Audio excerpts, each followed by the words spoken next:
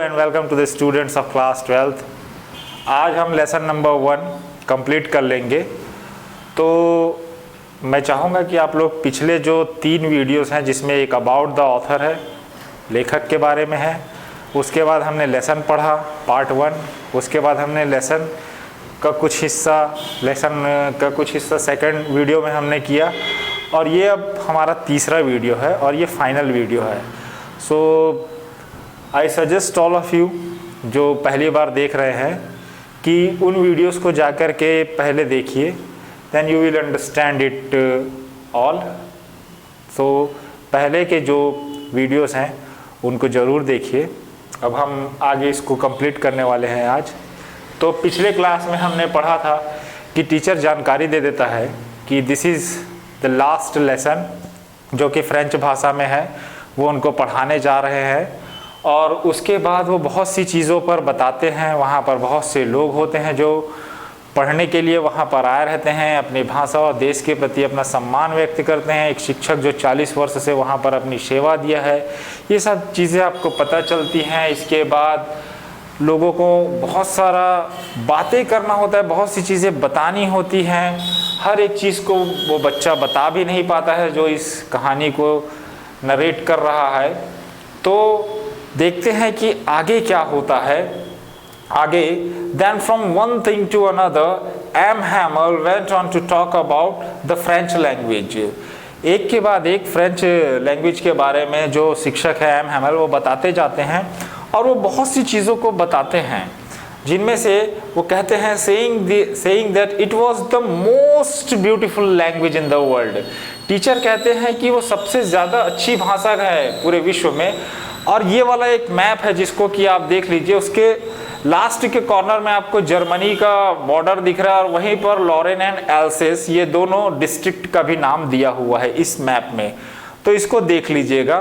तो टीचर कहते हैं कि the most beautiful language in the world, ऐसा करके टीचर बताते हैं। ऐसा क्यों बताते हैं? द क्लियरेस्ट, सबसे साफ, इसके प्रोनाउंसिएशन इज मच गुड।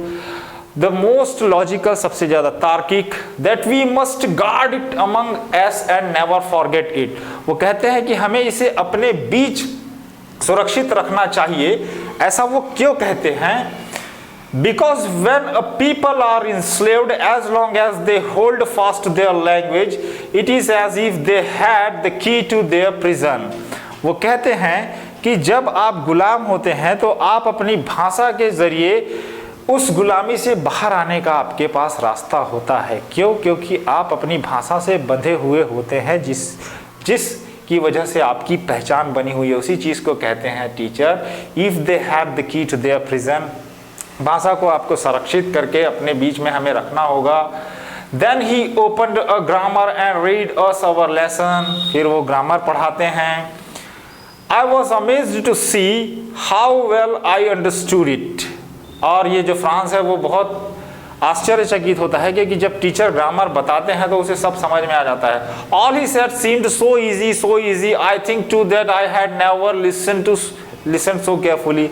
बच्चा स्वयं भी अपनी गलती को भी स्वीकार करते हुए ये कहता है कि मैंने भी कभी इतना ध्यान नहीं दिया जब टीचर ने पढ़ाया, तो लिसन सो केयरफुली, मैंने उनको नहीं सुना।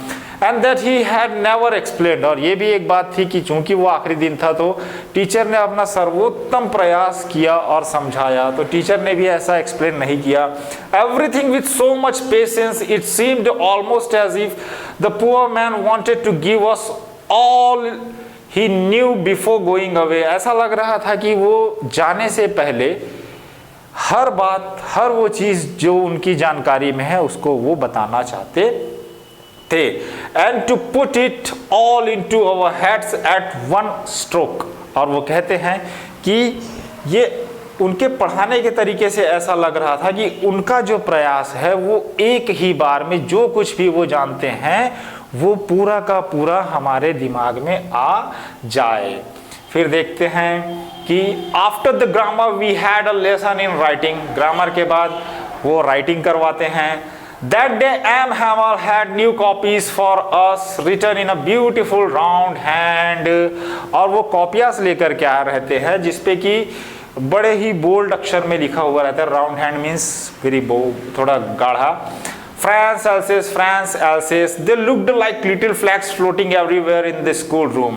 और ऐसा लग रहा था कि हर तरफ झंडे लहरा रहे हैं. Hung from the road at the top of our desks, क्योंकि उसको एक रॉड पर वो लटका करके रखे रहते हैं, जिससे कि वो ऐसा लग रहा था कि वो झंडे हों. You ought to have seen how everyone set to work. आप सभी को देखना चाहिए था कि ये वहां पर जो कोई भी था सब अपने कार्य में व्यस्त थे. And how quiet it was. सब शांत था. The only sound was the scratching of the pens over the paper. सिर्फ एक ही आवाज वहां पर आ रही थी. सब अपना कार्य कर रहे थे. पेन के पेपर पर चलने की आवाज. Once some beetles flew in, but nobody paid any attention to them. हवा चलने से कुछ कीट पतंगे आए पर किसी ने भी ध्यान नहीं दिया. Not even the littlest one who worked right on tracing their fish hooks as if that was French too. जो छोटे छोटे बच्चे थे वो उन्होंने भी ध्यान नहीं दिया, क्योंकि वो बना रहे थे फिश हुक, अर्थात देवर ड्राइंग, कुछ ट्रेस कर रहे थे. फिश हुक्स मतलब मछली का कांटा. तो जो कोई भी वहां पर जिस कार्य को कर रहा था उसे ऐसा लग रहा था कि वो फ्रेंच भाषा हो या फ्रेंच टू, ऐसा उनका मानना था. तो बाकी किसी भी चीज पर वहां बच्चे या जो दूसरे लोग थे वो ध्यान नहीं दे रहे थे. लेकिन सबसे इंटरेस्टिंग बात ये बच्चा कहता है अब. On the roof the pigeons cooed very low. छत पर जो कबूतर है वो बहुत धीमे आवाज में उसके गुटर गू करने की आवाज आ रही थी. And I thought to myself, और ये खुद से कहता है, will they make them sing in the German even the pigeons? बच्चा बहुत ही शानदार बात कहता है कि क्या जर्मन्स उस पक्षी को भी अब सिंग करने के लिए जर्मन में बोलेंगे, और कैन दे, क्या वे ऐसा कर सकते हैं. सो भाषा के जाने पर बच्चा बहुत सी चीज़ों को सोच रहा है. उसमें से सबसे अच्छी चीज़ ये है कि क्या आप पंछियों को भी जर्मन भाषा में सिंग करने के लिए मना पाओगे या उनसे ज़बरदस्ती कर पाओगे. Whenever I looked up from my writing, I saw M. Hamel sitting motionless in his chair and gazing first at thing then at another, as if he wanted to fix in his mind just how everything looked in that little school room. जब कभी भी बच्चा लिखते लिखते teacher की तरफ देखता था, I saw M. Hamel sitting motionless, वो एकदम एकाग्र चित्त से बैठे रहते हैं और एक के बाद दूसरी चीज़ की तरफ वो देखते रहते हैं. और वो ऐसा क्यों करते रहते हैं कि वो उस छोटे से कक्षा में जितनी भी चीज़ें थी उसको अपने दिमाग में फिक्स करना चाहते थे. Fancy. For 40 years he had been there in the same place. पिछले 40 वर्षों से वो वहाँ पर कार्य कर रहे हैं, सेवा कर रहे हैं. In the same place, एक ही जगह. With his garden outside, उस वहीं पर उनका गार्डन है. Outside the window and his class in front of him. और उसकी कक्षा उसकी आंखों के सामने.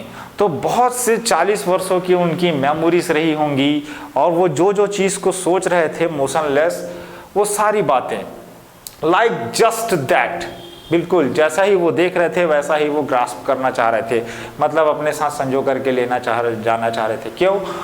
Only the desks and benches had been worn smooth. इतने सालों में क्या क्या हुआ है, जो बेंचेस हैं वो घिस घिस करके चिकने हो गए हैं. The walnut trees in the garden were taller. जो अखरोट के पेड़ थे वो बड़े हो गए हैं, मतलब उन्होंने क्या क्या नहीं देखा. And the hop vine that he had planted himself twined about the windows to the roof. और जो हॉप वाइन की जो लताएं हैं, जो बेल हैं, वो खिड़की से होते हुए छत तक जा पहुंची हैं, जिसे इन्होंने अपने हाथों से प्लांट किया था, लगाया था. How it must have broken his heart to leave it all. और इन सब चीज़ों को उन्हें छोड़ करके जाना पड़ेगा, जिनसे उनके दिल पर क्या बीत रही होगी, कैसे महसूस कर रहे हैं. Poor man, to hear his sisters moving about in the room above, packing their trunks. ऊपर के कमरे में उसकी जो टीचर की जो बहन है वो सामान पैक कर रही है, trunks means their luggage, for they must leave the country next day, ताकि वे अगले दिन कंट्री से चले जाएं। But he had the courage to hear every lesson to the very last, लेकिन टीचर में उस दिन इतना साहस था कि वो हर लेसन को सुना सके, बता सके।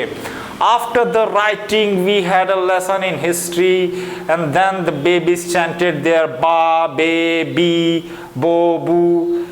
उसके बाद हिस्ट्री का लेसन हुआ और जो बच्चे हैं उन्होंने चैंट मतलब एक स्वर में गाया क्या, बा, बे, बी, बू, बू। Down there at the back of the room, old Hauser had put his spectacles and holding his primer in both hands, spelled the letters with them। और जो बूढ़ा व्यक्ति प्राइमर बुक, जो कि मैंने बताया था पिछले वीडियो में, जिससे कि रीडिंग करना सिखाया जाता था उस पुस्तक के माध्यम से, वो ओल्ड हाउसर व्यक्ति उस पुस्तक को ओपन कर लेता है और अपने चश्मे पहन लेता है और वो उन लेटर्स को बनाने का प्रयास करता है। You could see that he too was crying, his voice trembled with emotion and it was so funny to hear him that we all wanted to laugh and cry। आप यदि ओल्ड हाउसर को देखते तो आपको उनकी भावनाओं का पता चलता, क्योंकि वे रो रहे थे और उनकी आवाज़ में जो भारीपन था वो भावुकता का था। वो उस भावुकता को रिफ्लेक्ट कर रहा था कि भले उन्हें पढ़ना नहीं आता, but he loves the language and well I remember it that last lesson. और इसी बात को ये कहता है मुझे कितनी अच्छी तरीके से ये लास्ट लेसन याद है। All at once the church clock struck 12। और इसी के साथ चर्च में जो घड़ी होती है उसमें 12 बजते हैं। देन द एंगलर्स, मतलब उसकी आवाज़ आती है जो प्रेयर करने जाते हैं उसको कहा जाता है, उसके लिए रिंग बजती है, उसको बोलते हैं Angeles. At the same moment, the trumpets of the Prussian returning from drill sounded under our windows। और उसी समय ट्रम्पेट्स मतलब जो आर्मी वहाँ पर ड्रिल करते रहते हैं, वो लोग ड्रिल से वापस होते रहते हैं, उनकी आवाज़ इनके कानों तक पहुँचती है। M Hamel stood up very pale. और वो जो टीचर है वो बेचारे पीले पड़ जाते हैं। इन हिज चेयर, अपने चेयर पे बैठे रहते हैं। I never saw him look so tall, मैंने उतना लंबा उन्हें कभी नहीं देखा। अर्थात वो उनके जो भावनात्मक एक्सप्रेशंस थे उससे वो वैसे लग रहे थे। माई फ्रेंड सेड ही, वो कहते हैं माई फ्रेंड्स कह के आई कुछ कहना चाहते हैं, but something choked him, but due to the emotion he had for 40 years, 40 वर्षों से जो इमोशन उनके साथ है वो कुछ कहना चाहते हैं, कुछ अटक से जाते हैं। He could not go on, वो अपनी बात को कह ही नहीं पाते।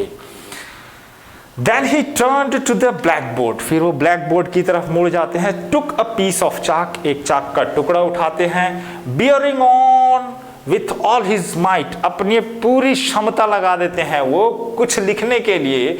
ही wrote as large as he could, वो लिखने के लिए भी उनको बहुत साहस की आवश्यकता पड़ती, क्षमता की आवश्यकता पड़ती, जितना लंबा वो लिख सकते हैं। तो वो क्या लिखते हैं, वीवा ला फ्रांस। इसका अर्थ होता है, ये फ्रेंच भाषा में लिखा हुआ है, वीवा ला फ्रांस, फ्रांस अमर रहे, ये वो लाइन लिखते हैं। Then he stopped and leaned his head against the wall, उसके बाद वो रुक जाते हैं और दीवार की तरफ झुक जाते हैं। एंड विदाउट अ वर्ड, बिना कोई शब्द कहे, he made a gesture to us with his hand, वो हाथों से इशारा करते हैं। क्या इशारा करते हैं, स्कूल इज डिसमिस्ड, यू में गो, कक्षा समाप्त होती है, आप अपने घर जा सकते हैं। So here we also finish the lesson number 1। But again I am saying that those who are watching these videos, please watch it from the beginning and go through all the videos so you can understand it better. We will discuss one more video to cover the whole thing, but before that you need to read by yourself, go through the videos. If you have questions you can ask, but read at your homes, and then I'll post the 4th video in this row to make it more easy and more possible for all of you to understand. Thank you so much.